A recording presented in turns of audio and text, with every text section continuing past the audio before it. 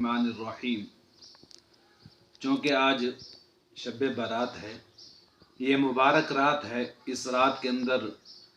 مسلمان کو چاہیے کہ جتنی عبادت کر سکے آسانی کے ساتھ اللہ کے سامنے سر بسجود ہو، اپنے گناہوں کی معافی مانگے اور اس کے اندر جتنا ممکن ہو سکے آسانی کے ساتھ نوافل ادا کرے۔ ان نوافل میں صلاۃ التسبیح کی نماز ہے۔ یہ نماز، اس کے بارے میں اللہ کے نبی نے حضرت عباس رضی اللہ تعالی عنہ کو فرمایا،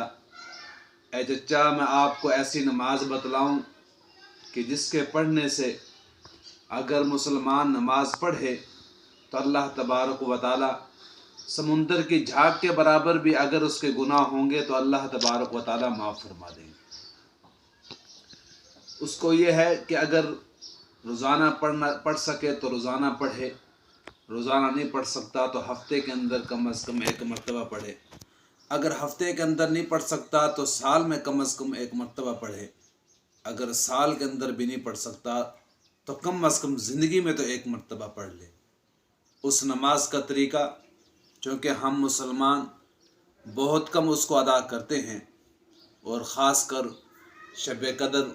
یا شب برات میں ادا کرتے ہیں، تو مسلمان ہیں، انسان ہیں، بھول جاتے ہیں۔ تو میں نے سوچا کہ اس کا سنت کے مطابق صحیح طریقہ آپ حضرات کو بتلا دوں۔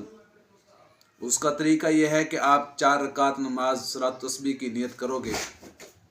اس کے اندر چاہے 2 رکعت ادا کر کے اس کو پڑھو یا ایک ہی سلام کے ساتھ 4 رکعتیں پڑھ لو۔ پڑھنے کا طریقہ یہ ہے کہ جب ثنا پڑھ لو گے، اللہ اکبر کے بعد ثنا پڑھنے کے بعد 15 مرتبہ آپ نے سبحان اللہ والحمد للہ ولا الہ الا اللہ واللہ اکبر یہاں تک پڑھنا ہے۔ اس کے بعد اعوذ باللہ، بسم اللہ، سورہ فاتحہ اور پھر کوئی سورت پڑھنے کے بعد 10 دفعہ پھر یہ کلمات پڑھنے ہیں۔ پھر رکوع کے بعد تسبیحات پڑھنے کے بعد رکوع کی حالت میں